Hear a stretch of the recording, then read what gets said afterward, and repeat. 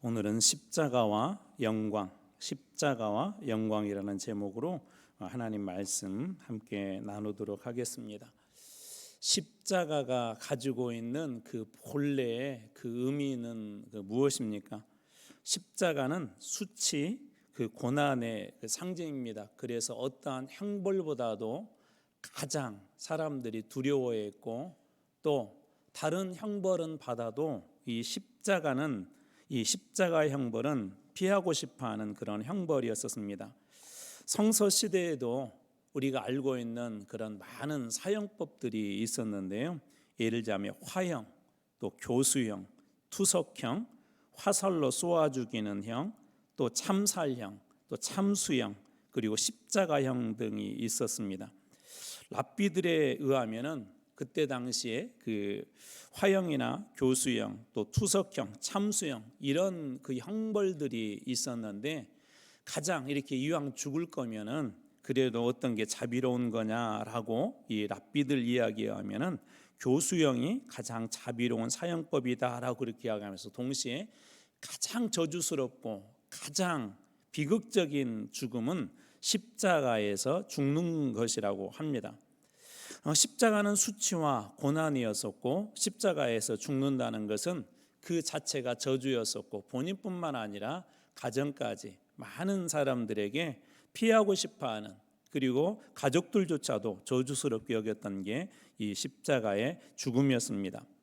철학자 키케로는 십자가형을 가장 잔인하면서도 고통스러운 형벌이다라고 그렇게 표현하기도 했습니다. 누가 이런 그런 형벌을 받고 싶고, 또 한편으로 누가 이런 잔인하고도 악한 그런 일들을 그렇게 했을까요? 어떤 사람들에게 이 십자가형을 부과했을까요? 대체적으로 이때 당시에는 잔인하고도 가장 악한 범죄자들, 그리고 점령국 같은 데 이렇게 점령을 하고 나서 그 땅의 사람들에게, 특별히 끝까지 반항했던 사람들에게는 이렇게 십자가에 죽이기도 했다고 합니다. 그래서 역사적으로 보면 헬라의 그 유명한 알렉산더 대왕은 두로라는 곳을 정복한 뒤에 이 해안가에 십자가를 세워서 지도자급 2,000명을 달아 죽이기도 했다라는 그런 기록도 있고, 예루살렘을 그 점령한 로마의 티투스 장군이라고 하는 그 장군이 있는데요. 이 장군도 십자가를 세울 장소가 예루살렘에 없을 정도로 많은 사람들을 십자가에 죽였다고 합니다. 그러는가 하면 로마 황제 하드리아누스 역시도 하루에 500명씩 이 십자가에서 죽이기도 했다라고 그렇게 역사가 기록하고 있습니다.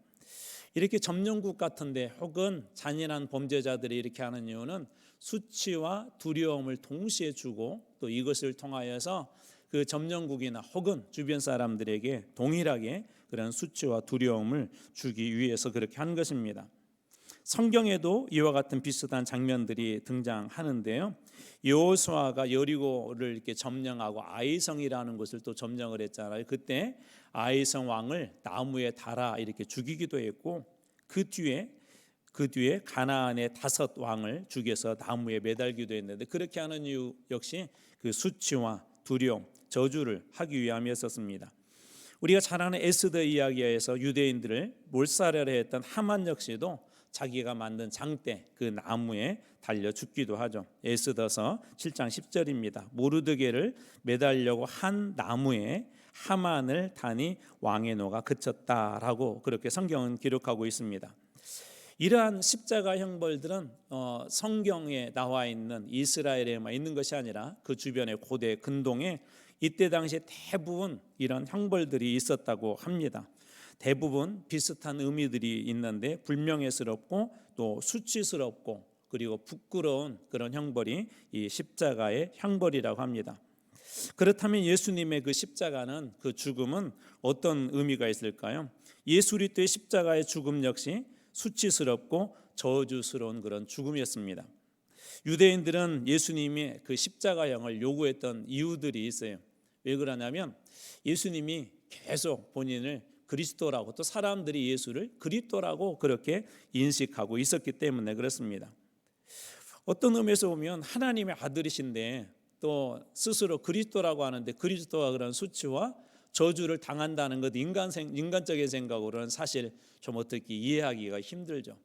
예를 들자면 부잣집 아들이 있고 돈도 많을 것 같은 그 아들이 늘 누군가에게 이렇게 돈을 꾸기도 하고 빌리기도 하고 또 옷도 입고 다니는 것 보면 참 이렇게 돈 없는 집에 그런 자식처럼 예를 들어서 옷을 입고 다닌다고 하면 사람들이 일반적으로 아마 그런 것들을 좀 이해하기 힘들 것입니다.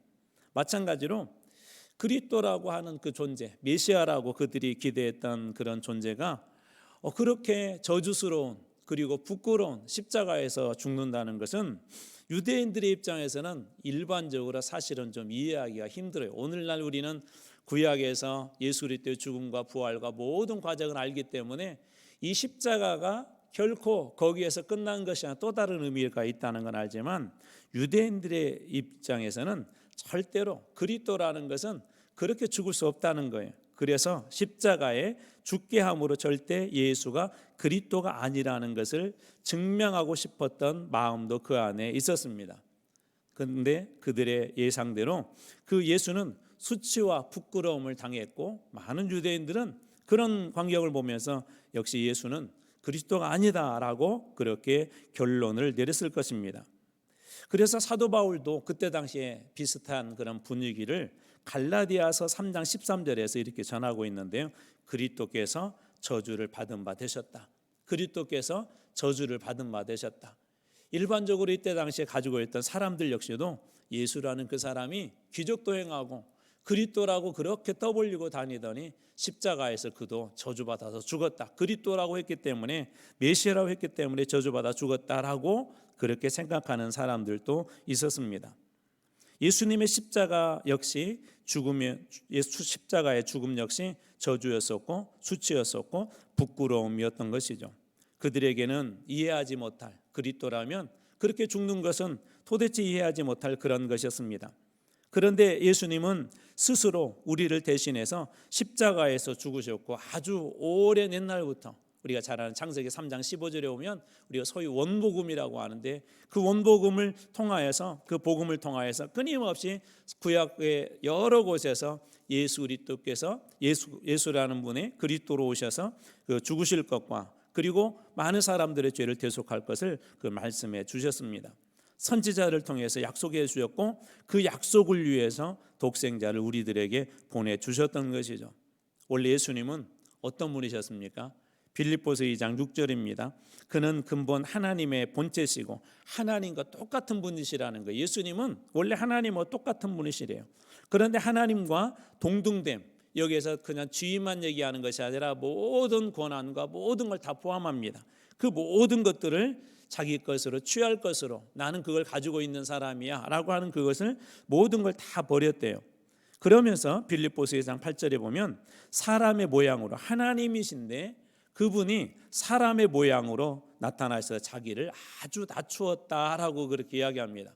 예수님은 그렇게 할 필요가 없는 분이셨어요. 예수님은 그렇게 하지 않아도 되는데 자기를 그렇게 낮추셨다고 합니다. 이 부분을 로이드 존스는 이렇게 이해하고 있었습니다. 그가 하나님의 본체이시나 자신이 갖고 계셨던 하나님과의 동등성에 연연해 하지 않으셨다. 자기를 비운 것이 아니라 비운 정도가 아니라 자신을 명성 없게 만들어 버렸다. 여기서 명성 없게 만들었다는 것은 당신이 취할 수 있는 영광, 당신이 가지고 있는 권한, 당신이 행사할 수 있는 힘, 이 모든 것들을 다 포기했다는 거예요. 누릴 수 있는 그 모든 것들을 다 내려놓으셨다는 것입니다. 우리가 이것을 예수님의 자기 비하, 스스로 자신을 낮추셨다라고 이렇게 이야기합니다. 하나님이 사람이 되셨고 하나님의 아들이 가장 낮은 곳에 오신 것이죠.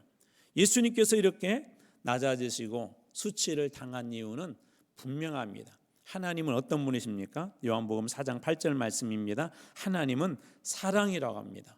하나님이 사랑하셔서 이 땅에 오셨고 사람으로 오셨고 그리고 낮아심과 그리고 가장 낮은 곳, 인간으로서는 가장 저주받은 곳, 그 십자가까지 예수님께서 가셨던 것이죠.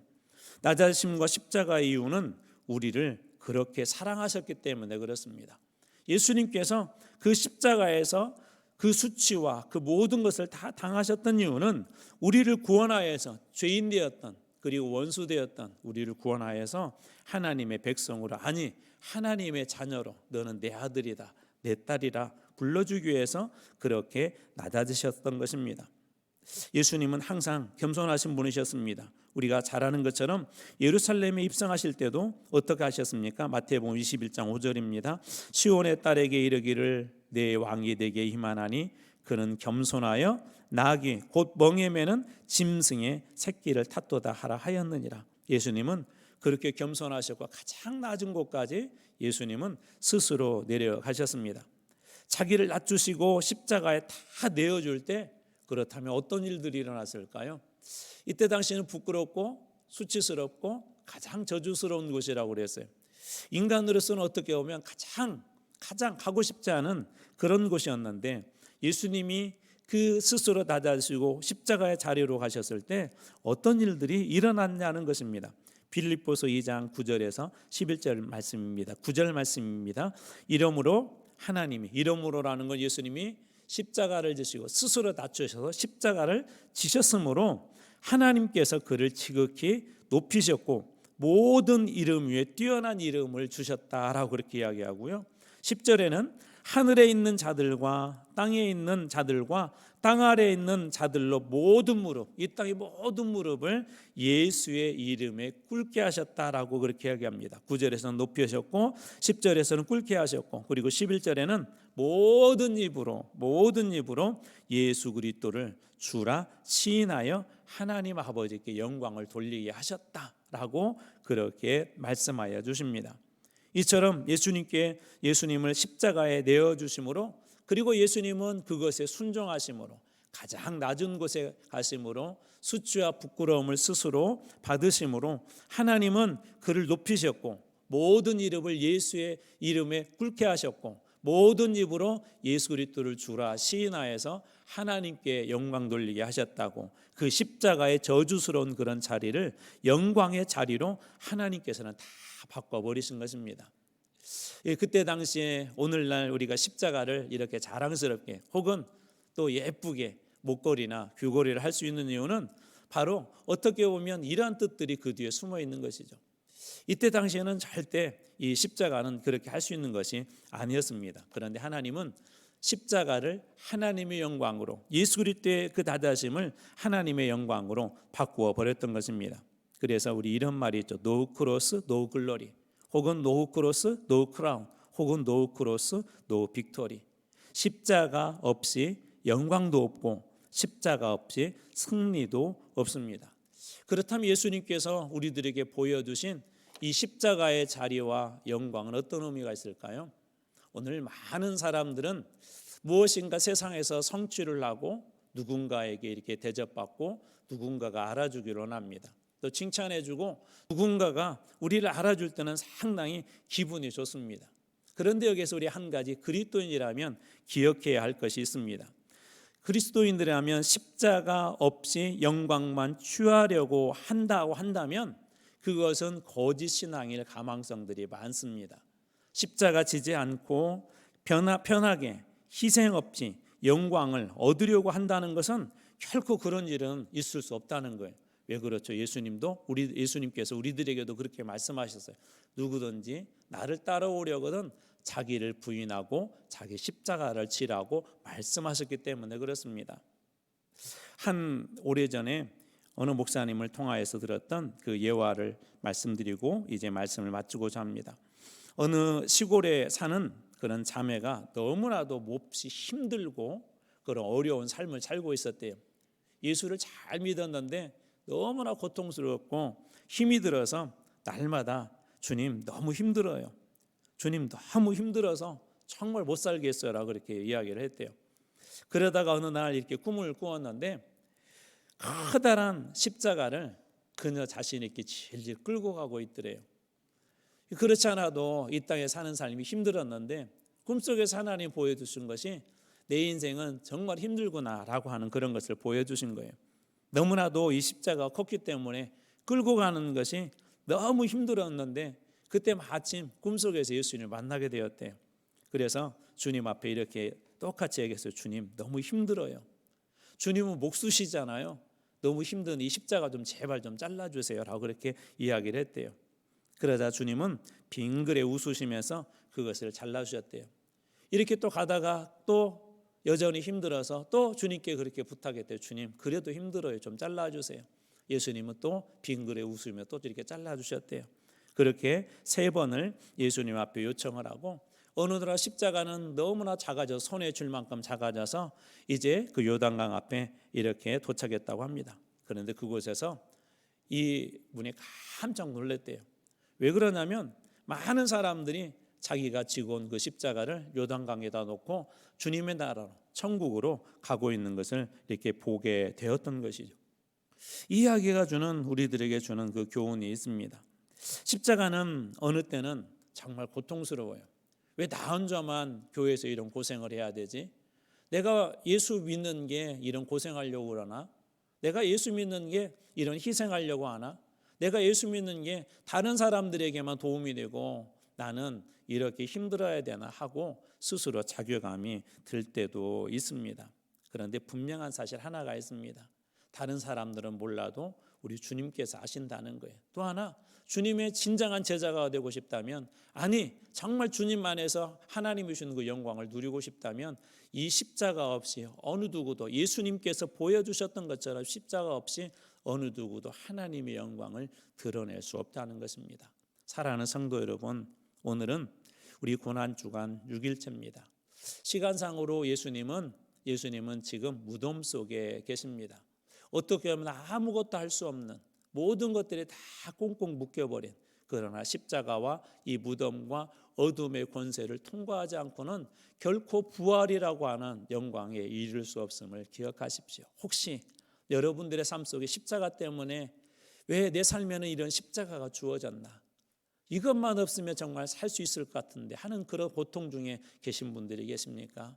조금만 기다리십시오. 이 십자가의 자리를 지나게 되면 부활의 영광으로, 이 십자가가 지금은 우리를 고통스럽게 하는 것 같지만 하나님께서 더 큰 영광의 자리로 여러분 모두를 다 인도해 주실 줄로 믿습니다. 십자가를 지나 그리고 십자가를 지고 그리스도의 영광에 참여하는 여러분들 다 되시길 주님의 이름으로 축원합니다. 기도하겠습니다. 하나님 아버지, 주님 사랑하시는 주의 권속들이 이 새벽에도 고난 중한 예수님이 당하신 고난을 기억하고 또 기념하며 힘들고 어려운 시간을 깨워서 잠을 깨우고 어둠을 깨워서 주의 성전에 오늘 이렇게 나왔습니다. 하나님, 저희들 중에는 정말 나에게 이 십자가만 없었으면 살 것 같다고, 주님 저도 이 십자가 때문에 너무 힘듭니다. 주님 저희 가정에 제 삶에 이 십자가만 제발 좀 지워주십시오, 없애주십시오 라고 고백하는 정말 힘들고 어려운 인생의 여정을 가는 분들도 주님 계실 것입니다. 우리 주님께서 누구보다도 십자가 지셨기에 그 길이 얼마나 힘들고 그 길이 얼마나 고통스러운지 우리 주님 아실 것입니다. 주님, 저희를 백성으로 자녀로 불러주셨으니 이 십자가를 포기하는 것이 아니라 십자가를 지고 갈 수 있는 능력을, 하나님 위로와 힘을 저희들에게도 베풀어 주시옵소서. 예수님께서 가셨던 그 길 잘 감당할 수 있도록 십자가 지고 예수님 쫓아가는 그리스도의 참된 제자들 될 수 있도록, 그리고 십자가를 통하여서 주님께서 누리셨던 그 영광의 자리, 아버지 영광을 드러냈던 그 영광의 자리까지, 승리의 자리까지 나아갈 수 있도록 주님 저희의 모든 걸음을 인도하여 주시옵소서. 오늘 이 새벽에는 우리 사랑하는 청년들이 잠을 깨우고 어둠을 깨우고 아버지 앞에 함께 이렇게 또 찬양을 올려드렸습니다. 주님, 우리 사랑하는 청년들 한 사람 한 사람을 축복하여 주시옵소서. 어느 때보다도 어느 시대보다도 가장 힘든 청년 때가 가장 힘든 그런 시절이라고 합니다. 하나님, 이때 세상 속에서 힘들어도 살 길이 있음을, 힘들어도 진짜 소망이 있음을, 힘들어도 진짜 승리의 자리가 있음을 우리 청년들이 그리스도의 이름으로 세상에서 그리스도의 이름을 드러내는, 영광을 드러내는 청년들로 쓰임받게 하여 주시옵소서. 아버지께서 직장에서도 학교에서도 그리고 취업을 준비하면서도 또 결혼을 준비하면서도 하나님 인생의 모든 여정 곳곳에서 하나님을 자랑하고 주님께 영광이 되고 무엇보다도 예수 잘 믿어.